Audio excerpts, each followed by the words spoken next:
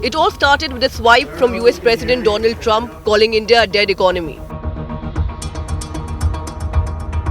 And then by Congress MP Rahul Gandhi, who too hurled the dead economy jibe at India. Everybody knows that the Indian economy is a dead economy. I'm glad that President Trump has stated a fact. And now Prime Minister Narendra Modi has sent a clear message to both Trump and Rahul Gandhi, emphatically declaring the might of unstoppable Indian economy. आज भारत दुनिया की fastest growing major economy है। पिछले 11 years में हमारी economy 10वें number से top 5 में पहुंच गई। हम बहुत तेजी से टॉप 3 इकोनॉमी बनने की ओर आगे बढ़ रहे हैं। The Prime Minister did not stop there. He renewed his call for Swadeshi and urged Indians to buy and sell local products, not just as a patriotic gesture, but in India's own interest. हमें make in India में manufacturing sector में भी बेंगलुरु और कर्नाटका की presence को और मजबूत करना है। और मेरा आग्रह है, हमारे products zero defect, zero effect के स्टैंडर्ड पर टॉप क्वालिटी के होने चाहिए। It wasn't just the Prime Minister.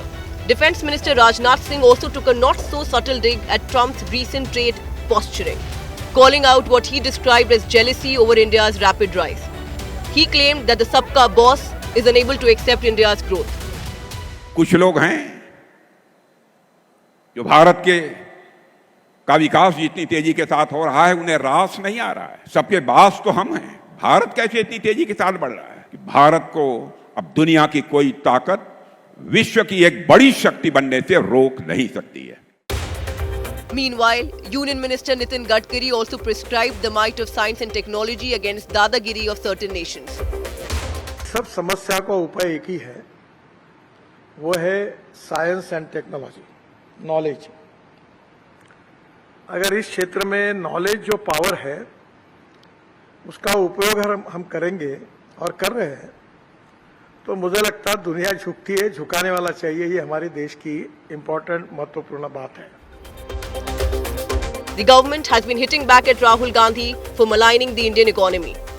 At the flagship Business Today India at 100 conclave, Union Commerce Minister Piyush Goyal had slammed Rahul Gandhi, questioning his intent and his political future.